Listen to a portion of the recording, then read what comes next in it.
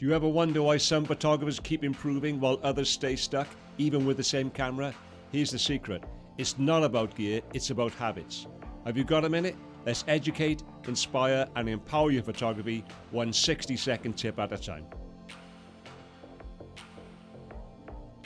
If your camera stays at home, so does your chance to improve. So even if it's just your phone, take it everywhere.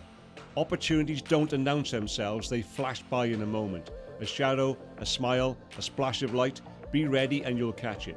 And here's something some people miss. You really should stop waiting for perfect light. Try shooting in harsh sun, rain or low light. That's when you really learn to see.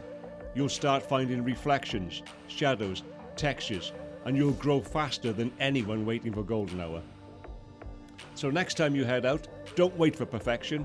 Grab whatever camera or phone you have and then train your eye every single day. And if you want to build habits that stick, check out my full video on 5 daily habits to improve your photography here. Remember, cameras don't create photos, photographers do. That was your Focus Bite, and better photos aren't about gear than about vision. Thanks for watching, and I'll catch you in the next one.